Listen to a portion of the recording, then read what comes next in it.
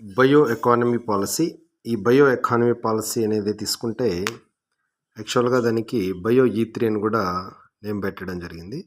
Bio economy పాలసీలో bio E3, ఈ bio E3 short ఫామ్ని అబ్జర్వ్ చేస్తే ఈలు 3 ఉన్నాయి. ఈ అంటే ఎకానమీ, ఈ అంటే ఎన్విరాన్మెంట్, ఈ అంటే employment. Bio E3 bio economy పాలసీలో బయో E3 అంటే ఈలు 3: economy, environment and employment.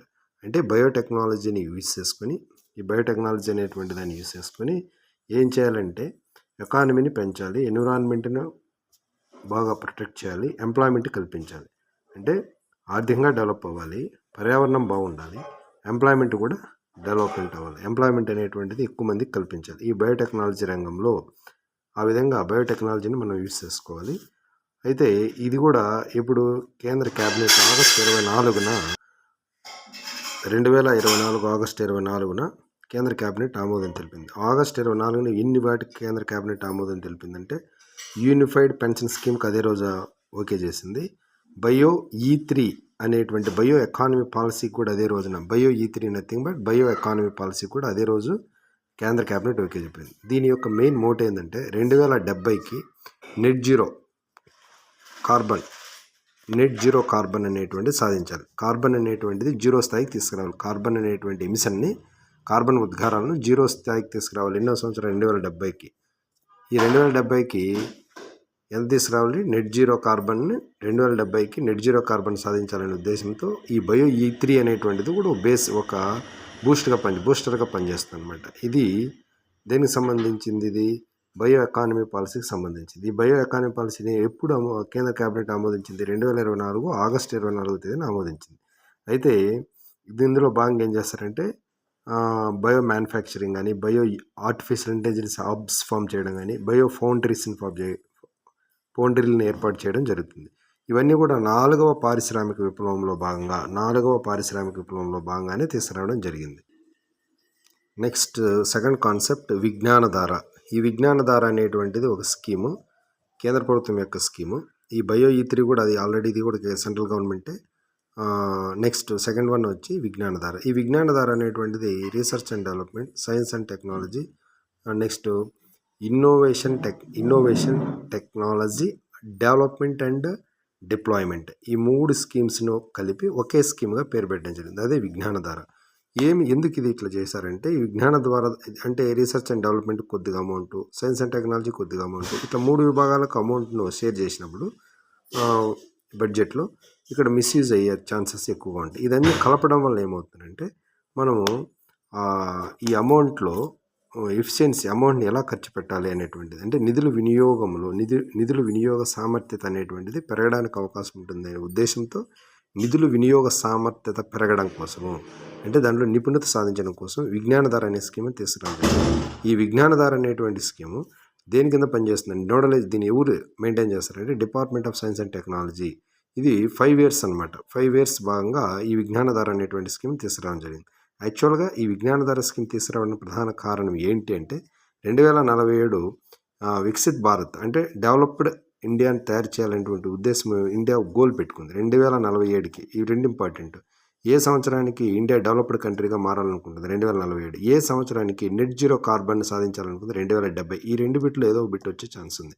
2047 Viksit Bharat అంటే మీ డెవలప్డ్ కంట్రీగా మారాలనుకుంటే అప్పుడు దాంట్లో భాగంగా ఏముండాలి మన దగ్గర అంటే రీసెర్చ్ అండ్ డెవలప్మెంట్ ఉండాలి, సైన్స్ అండ్ టెక్నాలజీ ఉండాలి, innovation and technology development deployment ఉండాలి. ఇవి 3 స్కీమ్స్ను సపరేట్గా ఫండింగ్ అనేది ఉండేది. ఇప్పుడు ఈ మూడింటిని కలిపేయడం వల్ల ఆ ఫండింగ్ అనేటువంటిది ఎలా యూజ్ చేసుకోవాలి, యూటిలైజేషన్ ఆఫ్ ఫండింగ్ అనేటువంటి దాంట్లో ఖచ్చితంగా ఎలా వినియోగించుకోవాలనేది తెలియాలంటే ఈ మూడింటిని కలపాలనుకున్నారు. ఆ కలపడం వల్ల వచ్చినటువంటి కొత్త స్కీమే విజ్ఞానధార. ఈ విజ్ఞానధార అనేటువంటి స్కీము యాక్చువల్గా 15th ఫైనాన్స్ కమిషన్ 2021-22 నుంచి 2025-26 వరకు ఉంటుంది.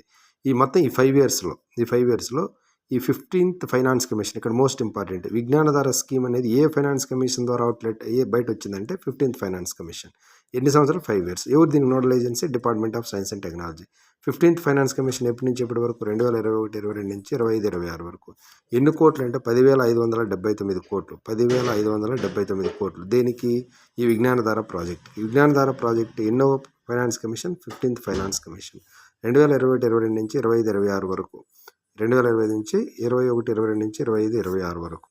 నెక్స్ట్ ఈ విజ్ఞానధారలో ఈ 3 పథకాలను కలిపేసి తయారు చేసినారు కదా, research and development, science and technology, next ఇంకోటి ఇది ఐటీడీడీ. ఈ 3 స్కీమ్స్ను క్లబ్ చేసి వచ్చింది విజ్ఞానధార. అయితే దీనివల్ల నిధుల వినియోగ సామర్థ్యత పెరుగుతుందని చెప్పిన. అయితే ఇక్కడ పాఠశాలల స్థాయి నుంచి అంటే స్కూల్ లెవెల్ నుంచి హైయర్ ఎడ్యుకేషన్ వరకు మొత్తం పరిశ్రమలు కానీ స్టార్టప్స్ కానీ ఇవన్నిటికీ సంబంధించిన ఆవిష్కరణలను ప్రోత్సహించడానికి సాధ్యమవుతుంది అనమాట.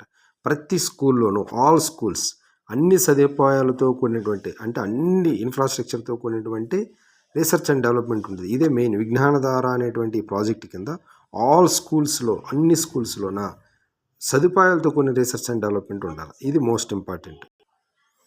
Next third one Sapno ki Udaan. Sapno ki Udaan అంటే ఏంటంటే ఇది ఒక మ్యాగజైన్ అనమాట. ఈ magazine Sapno ki Udaan very very important. డిఎస్సికి ఖచ్చితంగా వచ్చేటువంటి ఛాన్స్ ఉండేటువంటి బిట్ ఇది. సప్నోకి ఉడాన్. సప్నం అంటే కళలు అనమాట. ఊహలను విస్తరింపజేయడం కోసం పిల్లల్లో ఈ సప్నోకి ఉడాన్ అనేటువంటి ఒక ఈ మ్యాగజైన్ స్టార్ట్ చేసింది. ఎవరు అంటే ఎన్సీఆర్టీ వాళ్ళు ఈ సప్నోకి ఉడాన్ అనేటువంటి ఈ మ్యాగజైన్ ఇది ఎన్ని నెలలకు ఒకసారి వస్తుందంటే 3 monthsకి ఒకసారి వస్తుంది. 3 months ఈ మ్యాగజైన్ 3 months. ఎవరు ఇది ఎన్సీఆర్టీ వాళ్ళు మెయింటైన్ చేస్తారు. ఇది ఎందుకు దేనిలో భాగం అంటే national education policy 2020. National education policy 2020లో భాగంగా ఈ సప్నోకి ఉడాన్ అనేటువంటి ఈ మ్యాగజైన్ తీసుకురావడం జరిగింది. ఎవరు దీన్ని ఈ మ్యాగజైన్ ప్రారంభించిందంటే కేంద్ర విద్యాశాఖ మంత్రి ఎవరు ధర్మేంద్ర ప్రధాన్ అనేటువంటి ఆయన ఈ సప్నోకి ఉడాన్ అనేటువంటి మ్యాగజైన్ను ప్రారంభించడం జరిగింది. ఈ ఎన్సీఆర్టీ పోర్టల్లో ఇది అందుబాటులో ఉంటుంది. ఇది ఫర్ ఆల్ రీడర్స్కి ఎవరైనా చదవచ్చు, చిన్నపిల్లల నుంచి పెద్దవాళ్ళ వరకు. అయితే ఊహలను ఎట్లా మనము ఎక్స్పాండ్ చేసుకోవాలనే దాన్ని హిందీలో సప్నోకి ఉడాన్ అంట. ఈ సప్నోకి ఉడాన్ అనేటువంటి 3 monthsకి ఒకసారి వచ్చి ఈ మ్యాగజైన్ ప్రారంభించింది ఎవరు అంటే ధర్మేంద్ర ప్రధాన్. ఎవరు దీన్ని మెయింటైన్ చేస్తారంటే national council of education research and training. ఇది most important. Next very important కాను అనేటువంటిది ఏంటంటే కాను అనేది ఎవర్గ్రీన్ ఫారెస్ట్. యాక్చువల్గా కాను అనేటువంటి వర్డ్ మీనింగ్ ఏంటంటే ఎవర్గ్రీన్ ఫారెస్ట్. ఇక్కడ ఎవర్గ్రీన్ ఫారెస్ట్ అనే దాన్ని కాను అంటారు. ఇది యాక్చువల్గా దక్షిణ భారతదేశంలో ఫస్ట్ టైము ఇది తొలి ఆదివాసీ నాలెడ్జ్ సెంటర్. దక్షిణ భారతదేశంలోనే మొట్టమొదటి తొలి ఆదివాసీ నాలెడ్జ్ సెంటర్ ఎక్కడ స్టార్ట్ చేశారు దీన్ని? కర్ణాటకలో స్టార్ట్ చేశారు. ఎవర్గ్రీన్ ఫారెస్ట్ కాను అనే పేరుతో. కాను అనేదానికి తెలుగు మీనింగ్ ఇంగ్లీష్లో మనం తెలుగులో కానీ ఒక ఎవర్గ్రీన్ పచ్చగా ఉండేటువంటి ఒక అడవి అనమాట. ఈ పేరు దేనికోసం అంటే ఆదివాసీ నాలెడ్జ్ సెంటర్ అనే దాని కోసం కాను అని పేరు పెట్టింది. కాను అనేది ఏంటి? ఆదివాసీ నాలెడ్జ్ సెంటర్ అనమాట. ఎక్కడ స్టార్ట్ చేశారు? కర్ణాటకలో ఎక్కడ అంటే కర్ణాటకలో కూడా దాన్ని ఎక్కడ స్టార్ట్ చేశారు? Tribal health resource center, THRC చూడండి. Tribal health resource center BR హిల్స్లో స్టార్ట్ చేశారు. కాను అనేటువంటి దేనికి సంబంధించింది? కాను అనేది ఆదివాసీ నాలెడ్జ్ సెంటర్. అంటారు. కాను అంటే ఆదివాసీ నాలెడ్జ్ సెంటర్. ఇది కాను మీనింగ్ ఏంటి? Evergreen forest. ఎక్కడ స్టార్ట్ చేశారు? కర్ణాటక. ఎక్కడ కర్ణాటకలో అంటే ట్రైబల్ హెల్త్ రిసోర్స్ సెంటర్ అనేటువంటి బీఆర్ హిల్స్లో స్టార్ట్ చేశారు. నెక్స్ట్ దాని తర్వాత ఏమంటే క్యాప్ అనేటువంటి ఒకటి క్యాప్ క్లీన్ ఎయిర్ ప్రోగ్రామ్ అనమాట. CAP means clean air programme. ఇది ఎక్కడ? ఏ స్టేటు? హర్యానా. కాను అనేటువంటిది వేరు. కాను అనేది ఆదివాసీ నాలెడ్జ్ సెంటరు. క్యాప్ అనేది క్లీన్ ఎయిర్ ప్రోగ్రామ్. ఎక్కడ స్టార్ట్ చేశారు? హర్యానాలో స్టార్ట్ చేశారు. ఎన్ని కోట్లు? 10,000 కోట్లతో. ఎవరు దీనికి రుణం ఇస్తారు? వరల్డ్ బ్యాంక్ ఇస్తుంది. వరల్డ్ బ్యాంక్ అనేటువంటిది 10,000 కోట్లు రుణం ఇస్తుంది అనమాట. నెక్స్ట్ ఇదైన తర్వాత అస్సాంలో టాటా ఏం చేసిందంటే చిప్ ఉంది కదా, ఈ chip electronic chip assembling centre దాన్ని స్టార్ట్ చేసింది అస్సాంలో. 2025 నుంచి ఇది ప్రారంభమవుతుంది.